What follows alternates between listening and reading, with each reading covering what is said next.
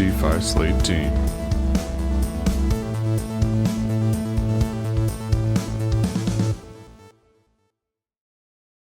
What's up, y'all? Real quick, if you like the DeFi Slate content on Twitter and YouTube and Substack, please give us a like and a subscribe on this video on YouTube. Join our channel, join the community. We'd really appreciate it. We're pumping this stuff out for y'all as much as we can, and we really enjoy the support and the community that we've built. Thank you very much and enjoy.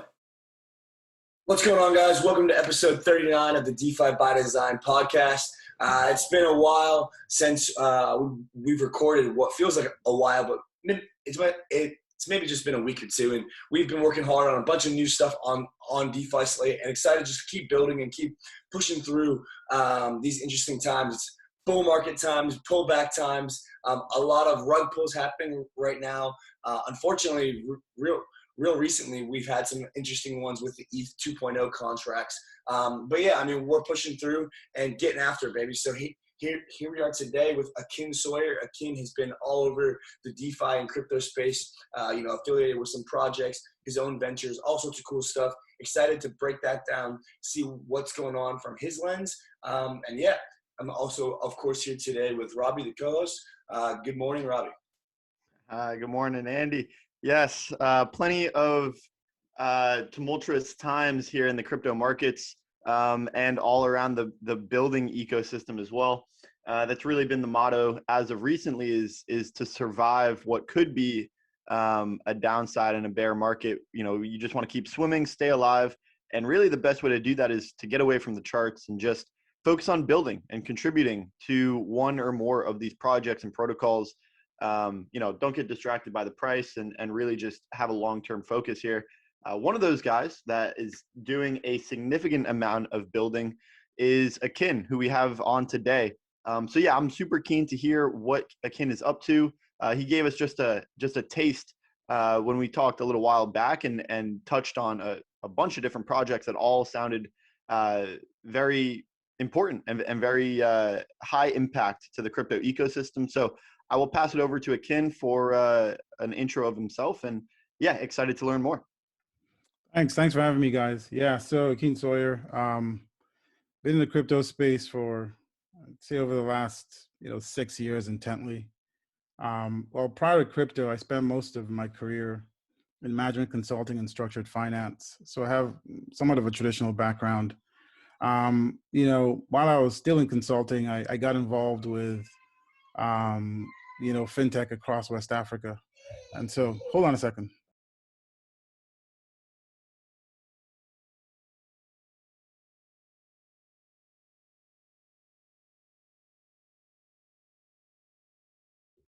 Akin goes to take over another layer 2 protocol.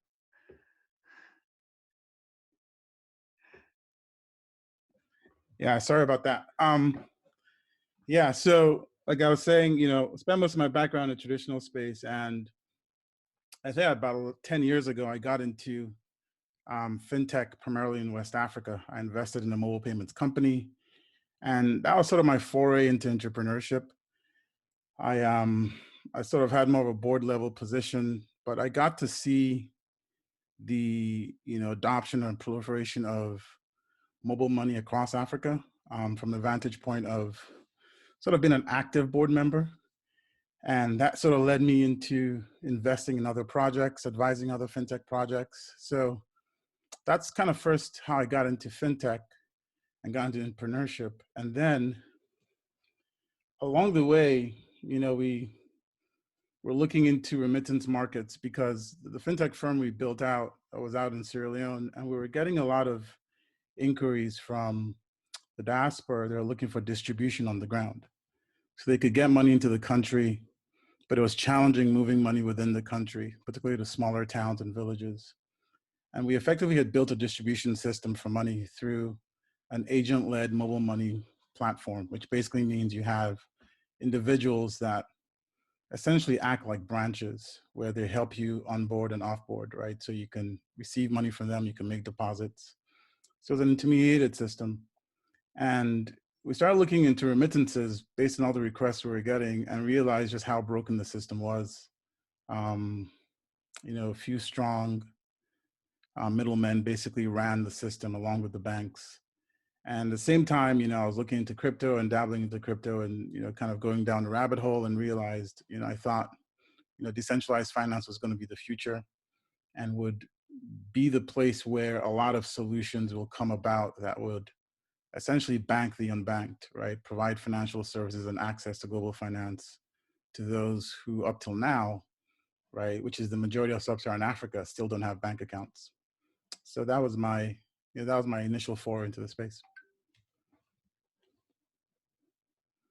I think that's a big thing that a lot of people miss out on during the speculative manias is like the core reasoning for what we're doing. And I think one of the biggest ones is banking the unbanked. Living in a first world country, you almost don't even understand that, right? Like it's not even a part of your everyday life, like not having access to a financial system.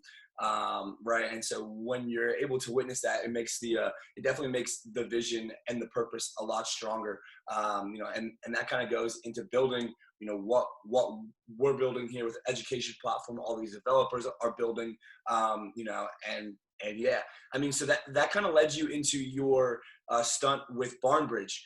So perhaps a bit of thoughts on the Barnbridge platform, what it is for those who don't know, and then kind of what you did there to help it grow. Definitely curious about that.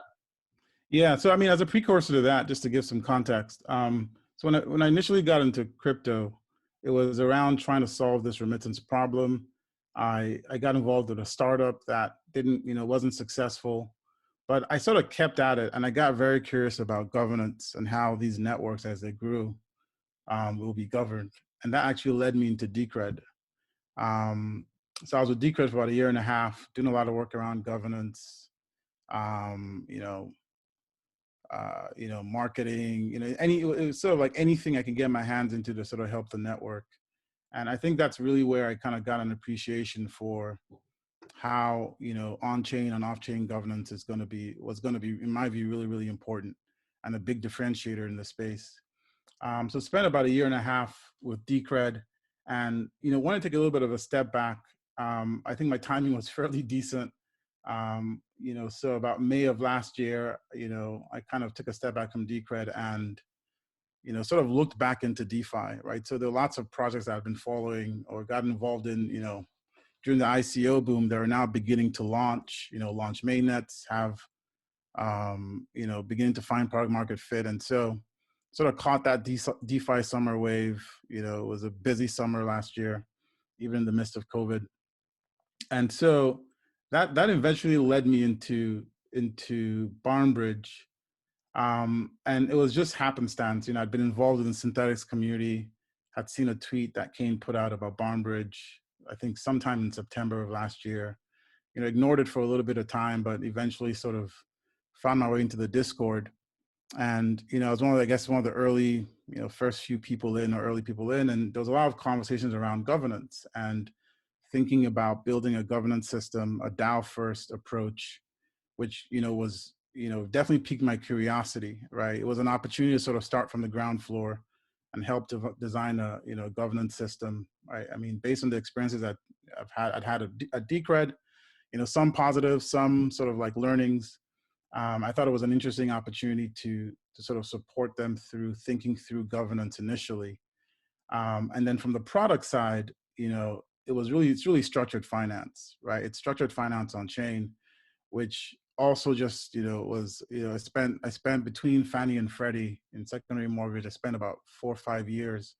And so I appreciated, things from a product development standpoint in structured finance. And so, Barnbridge just sort of pulled a lot of things together that, where, sort of leveraged my background and leveraged my interests. And yeah, I just started contributing in the Discord early on and thinking through some of these issues around governance and how to build a governance system. And right, it's a spectrum, right? Because every decision you make comes with certain consequences on the other end. So trying to find the sweet spot and iterate around ideas around governance was sort of what drew me in initially. And after a few weeks, as yield farming started on Barnbridge, and there was a massive uptake, right? So I'd say it was sort of like perfect timing, because we had come off the froth in the summer. September was sort of like a dead month, basically, where there are a lot of drawdowns. And I got the sense of there's a lot of capital looking for the next thing or something that they felt was legitimate. And I think Bridge kind of fit the bill. So, over the first couple of weeks, the TVL and the farming contracts grew to as much as $600 million, and which brought a lot of attention, right? And then also kind of raised this, right? And so I think the team now thought about, bringing in more resources to help accelerate even product development and kind of move the project forward. So I was asked to join and join the team, or the core team, in, I'd say, late October. Nice. Yeah. And I guess this question is a little bit off of your personal journey, but in the course of trying to find a solution for those remittances, I hear a few people talk still about like Ripple, and basically just pointing to transaction speed and low transaction fees as kind of the end all be all for remittances. What did you find on kind of working your way through that issue of remittances? Did OneCoin kind of prove itself as the best, or are you really still on that journey of trying to find that solution? Yeah, so I think things have, at least in my mind, things have gotten past remittances, right? So when you look at remittances, like particularly in emerging markets, a lot of people are sending money home for like a handful of reasons. One is to basically support their families, right? So just enough to kind of keep food on the table and support their families. But a lot of people are also sending money home for lots of other reasons. Like they want to invest in something. They're all, it crosses the gamut, right? And so when you think about what remittances was, it was just literally a first step, moving money from one spot to the other.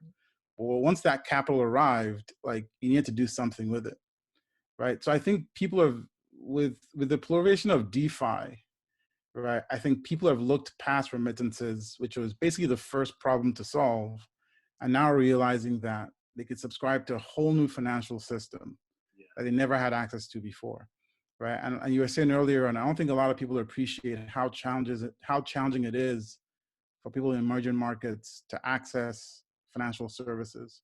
I mean, first of all, most people are dealing with currencies that are highly inflationary, right? So your wealth is basically deflating every year. I mean, Nigeria has about 20-25% inflation every year. Some countries are even worse. So the remittance thing became, okay, not just moving money, but also storing value in something that was a little more stable, right? So even though Bitcoin has historically been quite volatile, I tell people, if you look at a long-term chart, it's going up. And so your option in many of these countries is, well, do you lose 25% of your value every year, or do you take the risk and put money in Bitcoin? And then stablecoin showed up, right? So Tether is used, it's probably the stablecoin of choice in emerging markets. And then when stablecoins showed up, now you have a game changer, because you can store value in a digital form that's dollar denominated. And then not just store that value and move that value seamlessly without permission, but that now gives you access to all sorts of financial services. So I think now what people are now beginning to realize is I can store my wealth independent of the local currency that I've been stuck with all my life, and the policies, negative or not, all the poor policies or that have been pushed. And now I can sort of, I can live outside of the limitations of the borders I live in, because I can store my wealth in something else. I can transact globally. That's another issue, right? Global banking has been highly restrictive for many people in emerging markets, just because of where they live, right? So you try to do transactions with certain IP addresses, they get canceled. You don't have access, like even just making basic payments, right? I have a subscription to Spotify, like just that is a challenge. And so when you see people now leveraging crypto, they realize that it's not just a better store value, it gives them access to financial services, and it's permissionless. So I'm not restricted anymore from transacting. And that's where we're seeing a lot of adoption, right? Many emerging market economies, particularly in Sub-Saharan Africa, are, highly import-export dependent, right? So they export raw materials, oil, gas, copper, whatever, commodities, and they import finished goods. And in that kind of system, you need foreign exchange. And historically, it's dollar, right? All commodities are basically priced or bought and sold in dollars globally. And, as some of these countries now start facing recessions where the supply of dollars was shrinking, you sort of had, massive economic pullbacks, right? Because I, as an import exporter, cannot find the dollars to settle these transactions, right? It's just scarce. And so crypto was basically the only alternative, right? So you have all these kind of forces coming together that's kind of pushing people into crypto. And once they get in and realize that, wait, this is a much more open financial system, right? And it has real utility for their daily needs, then, there's no going back, right? Because you can rely on the math to be reliable, right? You can rely on following the same rules. You can't rely on your central bankers. You can't rely on, right, all the authority figures that basically have, all your life basically screwed up and proven to be unreliable. So I think that's the sort of the new narrative that people are now thinking through. How do you leverage these decentralized networks to actually build real financial services that is essentially fair, right? And levels the playing field in terms of participation. Yeah, and we've seen the ethos of crypto just permeate through the entire system.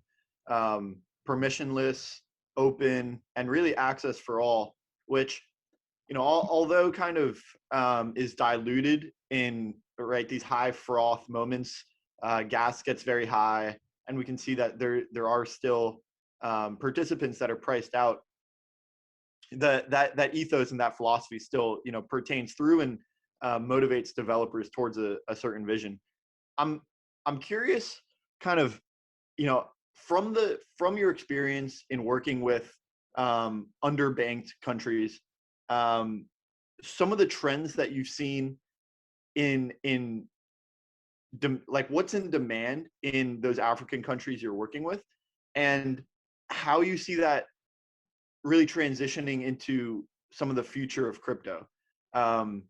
And kind of to fill in some of the gaps in this question, like you saw, a need for remittances and some way to just move money digitally.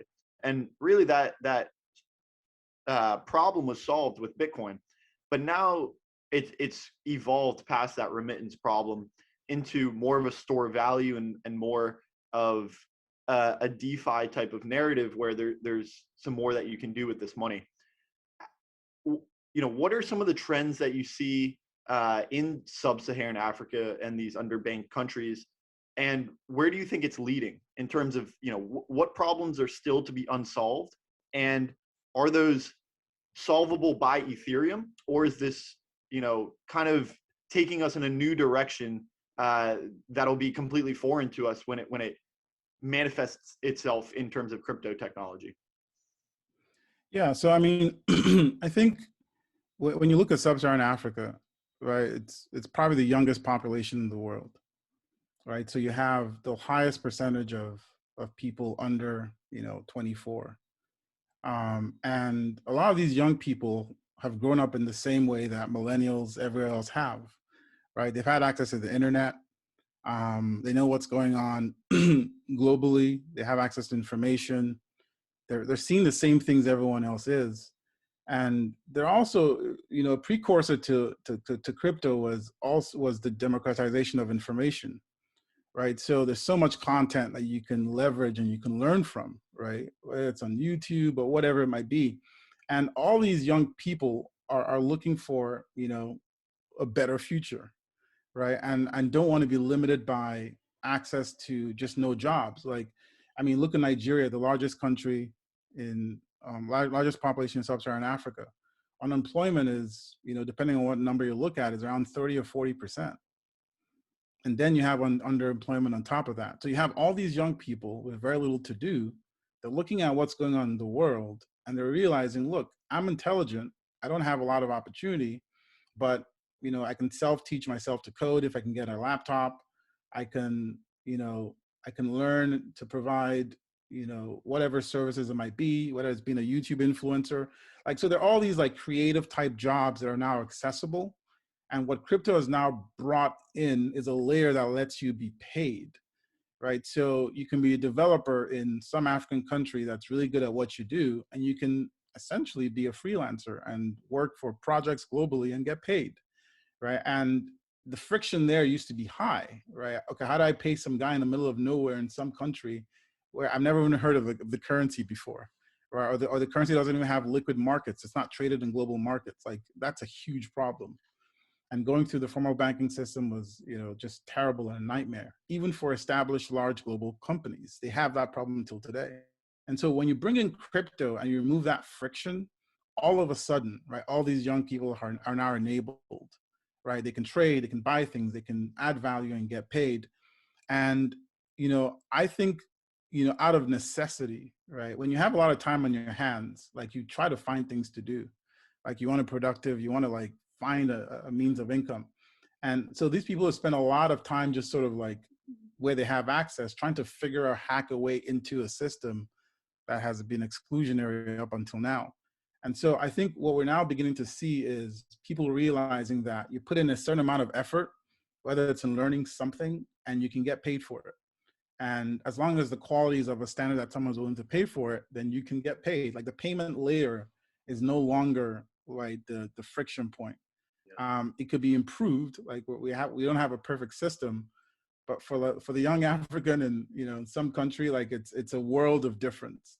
And now there's like, young people are now encouraged to come into these systems, to leverage the internet, to, be at the same table as everyone. I mean, I've been into discords where I just see a whole bunch of Nigerians like in the space, or other Africans, and they're, in the same conversations as everyone else and trying to figure out how to make and earn a living out of this new system. So, I think that first opportunity is now opening up all sorts of new use cases outside of trading, where people can leverage their skills, right, to add value and get paid.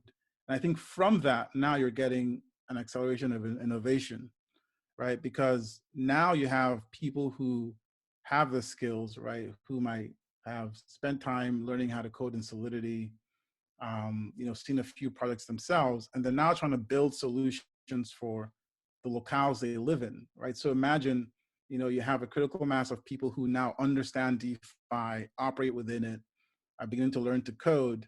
Remember, those people have, millions of people in their countries who are still, right, who still haven't been onboarded, who still don't understand what's happening, but also need to access this point of value.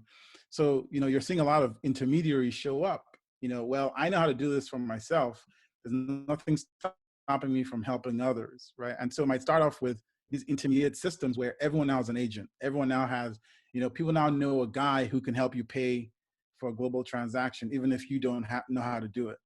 And once he's done it a couple of times, you start trying to say, well, this is not rocket science. Maybe I can figure it out myself. So you now have this sort of like, process where people are now being onboarded because they realize, oh, the guy that makes my payment has some app on his phone. He has this thing, Bitcoin, right? He's settling for me and charging a fee. I need to figure out how he's doing it, right? So information starts proliferating, and then more and more people start coming in. And then you start having unique solutions that now start coming out of these markets to solve very unique problems they have. And I think we're at that stage now where people are now beginning to think of how to solve these problems. Investments are coming in, right? Where the majority of investments in Sub-Saharan Africa in startups have been fintech, which has been great because you have a lot of people who have now built financial tools, right? Kind of based on the current financial system. A lot of these teams are now slowly pivoting to crypto, right? Because they figured out distribution, right? They know what the need is. They've built products in Web 2 and the current financial system that kind of work, still have friction. And when we introduce them to DeFi, they're like, well, this is the stack that really makes sense, right? Because it removes the friction that we've been kind of under and really gives now financial independence. And I think that's the phase we're going into now, where a lot of these teams are now saying, there are risks to being, there are real risks to being hedged into the current financial system because you can be shut out, And there've been incidences of that where, you know, people have been shut out of the system for whatever reasons. And so people are essentially being pushed to DeFi because that's, in my view, the ultimate sovereignty. And, you know, that's, I think as professionals enter the space and start building things, the capital will follow. And I think we'll have an explosion of new solutions that, you know, many of which we never thought possible and never thought of. Yeah, and the global adoption is as you're saying, is it kind of goes in a snowball at a rapid pace, right? You know, as you say, you've got one person who's kind of interconnected, they get their local community going, and then all of a sudden everyone's, you know, on it. And I think the real risk for kind of the other side in terms of like the institutions or the money managers or the large corporations is, yeah, the risk of missing out and the risk of, yeah, as you say, being almost like shut out by their current system, whether it's, you know, in Europe with the ECB and their money printing, in the States with the Fed and the printing and the policy controls and this and that. You know, it's either you succumb to what is in your nation state or you have this chance to kind of opt out. And I think based off, you know, your global experience and knowledge, you know, you would have a pretty good take on kind of what the global macro environment looks like, you know, from your perspective, you know, being in the financial markets and in this infrastructure for years now. You know, obviously we've seen changes, we've seen policy shifts, you know, so I'm curious to understand from a global perspective of what's happening in the financial world, and then kind of what you think based off of that perspective, you know, what the impact of that on crypto is. So, you know, I guess let's start with how you think you've seen the world change over the last 5-10 years, you know, and what you kind of see in the future for the global world and the economy, and then kind of how that affects your crypto global thesis, you know, of adoption, speculation, you know, all the things.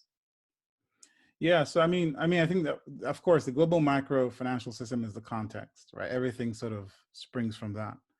And, you know, what we've seen, you know, I think it really started for me during the last financial crisis, right? So back then I was working for Fannie Mae. And so we're really at the center of the mortgage meltdown from one perspective, in that, you know, Fannie is the largest, basically the largest issuer of mortgage debt, right? So the majority of mortgages in the US are called conforming loans, and Fannie and Freddie buy basically the bulk of those and package them and sell them off to investors. And during the financial crisis, right, what basically happened was a financial system that sort of went out of hand in terms of market participants, right, and regulators failing basically, and the system almost blew up. And the basic learning from that, at least from the US perspective, was that when push comes to shove, the government will bail out the establishment to the detriment of the average person, right? So in the US, a lot of people were defaulting on their mortgages, right? People were losing jobs, and most of those folks, none of those folks got bailed out, but the bankers almost blew the system up, all got bailed out, essentially one for one, right? And, you know, a couple of years later, they're paying themselves mega bonuses all over again. So that whole incident basically was, all right, this is how the game is being played, right? It's not really a fair system as we might have thought. Now, off of that, you know, financial crisis, what the Fed was doing was basically buying up all these assets and like pushing capital into the system, right? Trying to basically save the economy by just pushing money into the system through the banking system, trying to provide a lot of liquidity. And once that worked to a certain extent, right, and, you know, it did bail out the system. But what basically happens is when you try something and it works and you sort of hold the keys, then you sort of lose discipline and you keep using it. So what we've had over the years is every problem of the economy is money printing. We'll just print money, we'll buy assets, because, you know, it staves off the real problem we don't have to deal with, and we can defer that into the future. And then when COVID hits, that's like the mega event where, you know, over the last year, could say worse than a war, you know? Yeah, right. And to some extent, it's like, well, what are you going to do, right? This is basically an economic lockdown globally. And of course, money printing goes out of hand. You know, 40% of all dollars that ever existed get printed. And to some extent, it helps, right? It sort of staves off the worst. But what people don't really need to understand is when the dollar gets debased to that level, there's a term that people use saying like the US exports inflation. It actually affects emerging markets a lot worse because remember, a lot of these commodities are dollar denominated and based in dollars. You're going through an economic slowdown and there's more money, right, chasing less demand. So in an economic slowdown, the demand for oil should fall, right? It's like people are shutting down plants, right? But there's more dollars chasing the same resource, which means if I'm an oil exporter, in that kind of environment, not only is the value of oil going to drop based on demand falling, but the value of oil will drop too because there's just so many more dollars in the system, right? And it's like, if you take two resources, you know, cash and a commodity, if the amount of cash just increases, then the economy, the commodity is going to fall in value, right? Because it's just simple math. And so many of these emerging economies suffer a lot more because one, they're commodity based, which means they're going to take a big hit when there's an economic slowdown. They're going to take a second hit when the US starts printing more and more dollars. And it's going to show up in inflation in these countries. It's going to show up in larger devaluations. So, you know, emerging markets tend to suffer more, right? And these are the same people who don't have great access to financial services, don't have, like, all the problems still persist and now are worsened by it. So that's the global backdrop. And in my view, with that backdrop continuing, right, it's only going to push more demand into crypto, right? So the demand side of, I need a currency that's stable, that increases because my inflation in my country is getting worse. The side of, I need to trade globally and, you know, I can't even find dollars, right? Because my country is selling less oil, less copper, less of whatever, right? All the dollars in the system are going to the privileged, right? The average person that doesn't have access to a seat at the table isn't getting dollars. That guy is being driven to crypto because that's his only hope, right? So you see now like this demand side in these countries now moving to the only resource or the only way they can actually engage in global finance. And as long as this system persists, where you have high inflation, where you have these you know, disruptions in financial systems elsewhere, more and more people are going to move into this crypto space and crypto world because, right, it gives them access, it gives them a better store, a more reliable financial system where they can understand the rules and the rules can be, you know, monitored and, you know, they don't necessarily shift, right? And so to me, when you see that backdrop, like that basically is, in my view, it sows the seeds for the destruction of the current financial system because it forces people to look for something new. And when they find it and realize it's superior, they stay. And once they stay in that system, I mean, I was talking to someone last week, I gave an example, right? DeFi still is around maybe, I don't know, $60 billion in TVL, maybe around that range. We've had a big pullback, 50 or 60, yeah, right? I mean, 50 or $60 billion in the US context doesn't look like a lot, but to an economy that has a GDP of 10 billion, 15 billion, that's a big market, yeah, right? You know, and from a relative standpoint, those economies can engage in that financial system and get real value add, yep, right? It's remarkable in that sense. And then you think about the overall TVL of crypto as a whole, right? Right. We're in the trillions. So that's a material size financial system that, you know, people can now access, trade with, trade in and out, settle transactions, right? So for me, it's like the more we have this macro backdrop of money printing, the more it's going to force people primarily in emerging markets to enter crypto. And I just feel like it becomes a chain reaction that doesn't stop. A quick question on the mechanics that you mentioned. When, you know, there is periods of hyperinflation, even if it isn't, you know, even if it doesn't reduce the currency into like that inflationary spiral, like you mentioned during Corona, you know, massive spike in money printing.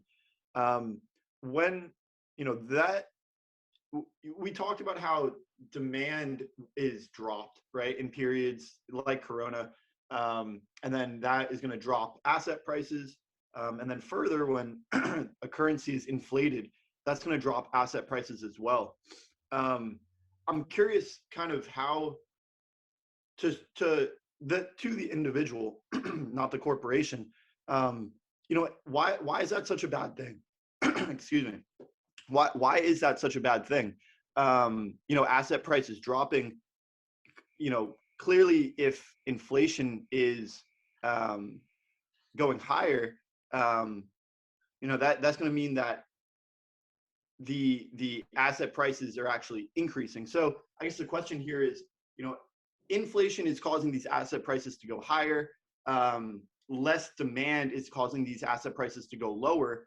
Does this ultimately balance the system, or No, it is doesn't. right? That's kind of where I was going. Yeah. Who is harmed in that sense? Yeah, so that's a great question, right? So like let's look at it from a US perspective, which is relatively easy to look at, right? So most of the capital that was printed during the corona, pretty much over the last year, most of the inflation we're seeing has been in asset prices, because most of the capital is distributed from the top down. So the banking system is the process through which money is distributed into this US economy, right? Now, the problem is if I'm giving banks all this capital, in a normal system, what you want the banks to do is lend, right? So you borrow money to all sorts of companies, right? They create value, and then it's almost like an investment. If that value now creates jobs, that jobs inflates the economy, right? People start earning more money, they start buying things, right? So you get a return on that investment by economic growth. The problem with printing money during the coronavirus period is, you had that money wasn't going into lending because you had demand, you had a drop in demand. Like, I'm not going to lend money to the movie theater business. No one's going to see the movies anymore, right? I'm not going to lend to, a lot of leisure, a lot of travel, like that whole system shut down. So you didn't have those guys creating jobs. Jobs are actually still dropping. Even as money was being printed, people were losing jobs because it was a demand problem, right? Now, in that environment, what was the money going into? It was going into capital assets, right? It was going into stocks. So stock market was fantastic last year. If you own stocks, if you own Tesla, like, you did well. But who owns stocks in America? The majority of stocks are owned by the very top, right? And maybe the upper middle class and some middle class folks have 401ks. But the average guy who's living hand to mouth, first of all, he doesn't own stocks. He doesn't probably even own his house. So he's not getting any of that inflation value, right? He's not getting any capital appreciation because he's not participating in that market that's inflating.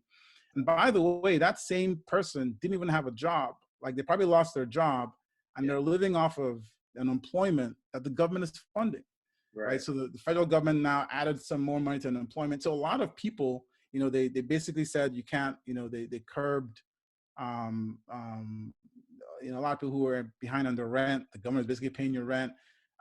Folks who are like behind on their mortgages, So basically you have this system where the government is basically paying to keep, right, the little guy barely afloat, but like most of that capital is going to those who already have money, which is why we saw, look at every billionaire in America over the last year. Right? They own assets. Like they've I mean, Elon Musk did like a 5-10x, I don't remember the number, in his wealth in 1 year. And so in that kind of system, you have a big problem, because you basically get an economic recovery without job creation. Right? And in that system is basically you're paying for inflation and not really getting the return. And the people that can the most are the ones who are basically getting the checks but don't own the assets effectively. Yeah, so you just get increased inequality, right? The people that make the most are people who own capital assets, companies, right, that are getting bailed out. Look at even the bailout that was supposed to help out. The initial bailout was supposed to help out this little guy. The banks gave all the money to their friends, right? Loans and large endowments. I mean, colleges that had multi-billion-dollar endowments were getting like dollars from the PPP, when the guy on the street who runs a restaurant was basically being like shut out, and he didn't get a dime of that.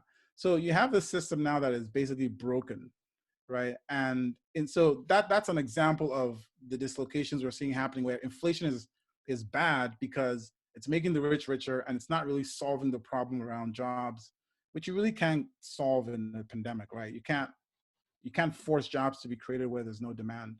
Right. So now, as a result of this, Akin, we're seeing a lot of the political parties, the political party which has been elected in the States, the Biden administration, cracking down on taxes. Basically, we're saying, okay, if this inequality is being created effectively by the Fed, what we'll do is we'll start to increase taxes on the wealthy. We'll start to have a wealth tax, higher capital gains, right? And so this kind of forces these asset holders to think about, I mean, just very explicitly tax evasion, which is just not something that anybody should really be thinking about, because the whole point of taxes is to further, you know, the country that you live in, to help the country that you live in to succeed and to be, you know, thriving at a high standard of living. But now it kind of forces these people, you know, into this mindset of like, okay, well, how can we hide our money? How can we do this? And, you know, that even further exacerbates the issue. You know, and so I think some of these people have thought about DeFi as kind of a way to, you know, come in and basically use Bitcoin and other cryptos as a way to hide their money. You know, and so with that said, we've been seeing some regulations kind of come down into DeFi recently. You know, we've seen some SEC people, some chairmen and heads, you know, have interest in understanding what's going on with, you know, with the DeFi ecosystem. Now, I'm not saying people are only using DeFi to hide taxes, but I am saying that there is a lack of KYC and basically regulation in DeFi. So I'm curious on what your thoughts are on upcoming KYC and AML regulations that could be coming to DeFi, and, you know, how you think the DeFi ecosystem, you know, will react to it, or, you know, what are some possibilities in your mind? Yeah, so I mean, the first thing I'll say is that, you know, the little guy is always scapegoated in a system where things are going awry, right? Prior to even crypto, right? What have companies or global multinationals tended to do? They've tended to try to reduce and minimize their tax obligations, right? So effectively, Apple, all the big corporations seen in the world pay very little to no taxes. Why? Because they're global companies and they figured out, right, with all the legal resources they have, how to basically shelter their returns based on all sorts of corporate structures, right? Domiciling in certain countries are tax-free, right? If you really want to solve the problem, then you solve the loopholes in the tax system first.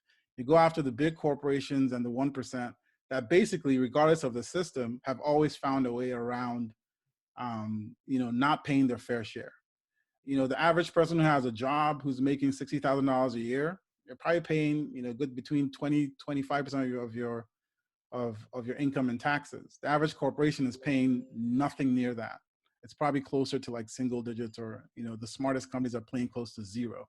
Yeah. And you also consider like some of these companies also get benefits for, you know, putting their headquarters in certain cities and get all sorts of tax write-offs for that. So that to me is, if you want to solve that problem, go to where there's the biggest sum of aggregate capital and make them pay their fair share. That's the first thing. Now, the thing with regulation in crypto and DeFi is, you know, I feel like, yes, is there a need for some kinds of regulation on the margin to make sure there, you know, there isn't a lot of nefarious activity? Yes. And all those regulations are already in place, right?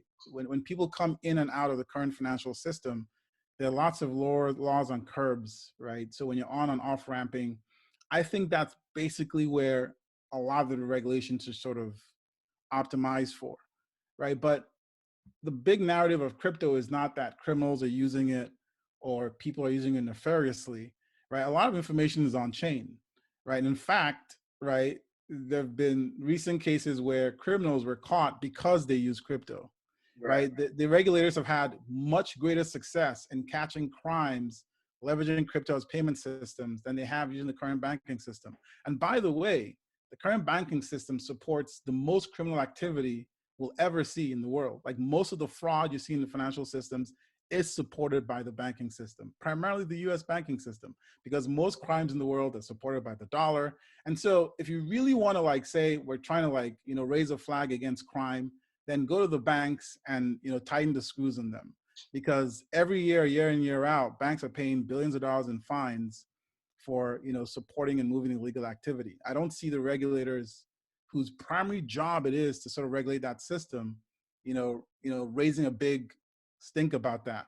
But yet they're coming to crypto and saying at the margin, right, maybe point something% of activity in crypto is used for nefarious activity. So we got to shut the system down, or we got to regulate it. So it's a little bit of, to me, like finger pointing. Like it's become this politicized thing where it's easy to kind of point the finger and target crypto. But I'm sure some regulation will come. I do think that from a US perspective, it has to be pragmatic. And the reason for that is you're operating in a global system where any domicile that tries to tighten the reins too much will lose in the long term, because talent will leave, right? They'll leave to other places that are much more, fair and open. Capital moves around the world very easily, and the capital will follow them. And, countries that try to take too much of a hard line will end up losing in the long term.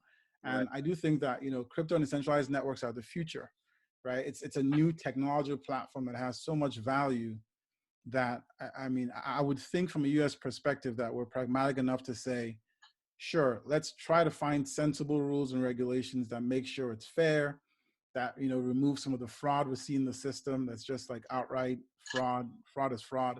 Like, yes, go after all those things, but don't throw the baby out with the bathwater. And let's make sure that we're also trying to encourage talent to stay here and develop new solutions, and not try to protect the incumbents, right? The one thing the US has been good at historically is renewing itself and riding the wave of new technology. And so let's not try to like save the incumbents that are sure to die, eventually. And so and those look like the ones who are threatened by the current power of crypto, and forcing any regulation that kind of stifles crypto, could be a result of that traditional financial system that's in power now kind of being threatened by this new system, which is more helpful to the average person rather than a top-heavy system that supports kind of these elites. So we've identified that the system is broken. What is the solution here? How does crypto help bring us out of this hole? And how can we make sure that in crypto we're not repeating the same mistakes that drove the traditional system into the ground? Yeah, I think the way you try to harness this thing is you kind of start from first principles, right? So if I'm a regulator or a regulatory system, you're trying to, the biggest thing regulators are trying to do is protect consumers, right? That's like and so, think about smart ways to ensure that consumers are protected. And part of the way you do that, frankly, is making it easier for the intermediaries they trust to access these assets, right? So if you look at what's been challenging in the US from a crypto perspective is regulated entities don't have clear rules, right? How do I interact with the system? And we're seeing we saw some rules come out from the OCC last year, which allowed banks to participate more fully, provided some clarity. Like, you need more of that. And the reason for that is that the average person doesn't necessarily hate their intermediary, right? The average guy who has $20 million, who has a financial advisor, he probably loves his financial advisor. He's made a lot of money for him over the years, right? But the problem is, well, my financial advisor can get me access to crypto and I want some crypto in my portfolio. Yeah. So how do you solve the problem? Don't let that guy now go into this wilderness by himself and basically get scammed potentially. Ensure that the financial advisor who you already regulate has a transparent way to get into the system, to learn and feel like this is not, a problem, and let them now provide these services to their clients, right? There's already that regulatory system that exists, those relationships exist. And I think that's where a lot of the focus should be. What are sensible rules that make it now easier for these intermediaries who are already regulated to get access to the system, to build into it, to fund the growth of the system, and then for all their clients to kind of come along with them in a much more structured way. I think things like that are what really makes sense. And that's why I think you're going to see the real growth and on-ramping of the majority. I think that's a big sector of people that is in need of exposure to crypto. Maybe not necessarily the ultra high net worths, but simply the mom and pop who have a 401k, who have been working hard for the last, 20, 30 years in their, say, 40s to 60s, and basically are looking for something that they can have a little bit more risk or a little bit exposure to. And I think that a lot of the crypto market is currently dominated by younger people, and then basically like institutional level, like funds or global funds. And so, yeah, I think that's a big population as well. And I think that gives us some validation for what we're trying to do as well on DeFi Slate. We're trying to basically onboard these types of people and to help, advisors and such be able to access, these types of investment opportunities and all of that. So, Akin, it's been absolutely great. We had a hard stop here in about 4 minutes, but if not, this is probably the most important question for anybody who's still listening is, where or what is the highest ROI activity to start in crypto for new people? Should they learn to code? Should they start helping a project? Should they launch their own? Should they be traders, investors? Kind of what is the multifaceted approach for somebody who's new, who wants to invest, who wants to, get active? What would you suggest somebody who's kind of new to the system, do to get involved? Yeah, so I think for anyone who really wants to understand what's going on, like it's the biggest ROI is learning, right? So the biggest ROI is with the time you have trying to understand from your perspective. And I don't think everyone needs to be, what do you bring to the table? And everyone has one thing in common, right? You have the ability to kind of spend time on. Most of us, when I got into crypto, I came with a background where I had a traditional background, I have a degree in economics, right? I knew certain things about the current system, but there are lots of things I had to learn and lots of things I almost had to rethink from square one. Like when you have a decentralized system and all these networks, like governance is going to look very, very different. And so a lot of it is just spending time to try to understand what's changing and beginning to sort of form a view of what the future could look like. So it's basically, you're trying to learn as much as you can to kind of form a thesis and a view on what you think, if this is successful, what does the world look like? What does the world look like in the future? And the more information you take in, right, and the more time goes on, the more you can kind of refine that thesis, right? What was I right about? What was I wrong about?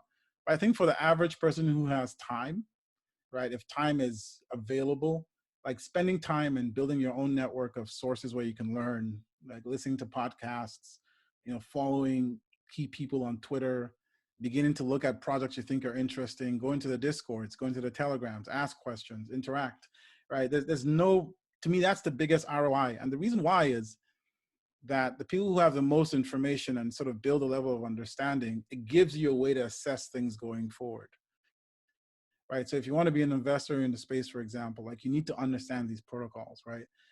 Potentially you need to sort of roll your sleeves up and get your hands dirty and see what's worked, what's failed, right? There's just no, there's no bigger ROI than that, because having the knowledge and understanding is what now gives you the ability to see the system as it moves forward and make good decisions. So if coding is your thing and you're a developer, great.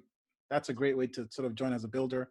But like with any other entity that exists, like their skill sets are needed across the board, like community management, marketing, like everything you see in a traditional space, like there's a space for that person in crypto. You just kind of have to find your niche, begin to add value, and you'll find your way. Crypto is growing, right? There's a lot of need. There are a lot of needs from a skills basis. And, it's not as developed as most traditional marketplaces where you necessarily apply for a job in a job site. Like a lot of people get jobs at just being in the right place at the right time, right? Being in a project that's growing and scaling, people get to know who you are, you can add some value, and you might be called in to help part-time, full-time, whatever it might be. But to me, if I was a young person today, even if you had a day job, like make crypto your hobby, like spend time trying to figure out where you might fit in the system and kind of just walk as you go. Yeah, crypto is the easiest place to get your foot in the door, right? Because it's just joining a Discord. Yep. And like you said, once you get your foot in the door, a lot of times getting a job is just about timing and being in the right place at the right time. Yeah, it's fully open, it's permissionless, it's borderless. It's why we're here. It's why we're educating people with DeFi Slate, and it's a you know, it's a long process, but we're excited to be a part of it. And thank you, Akin, for coming on. It was a great conversation. It was a pleasure. Thanks a lot for having me, guys. Take care. Sir.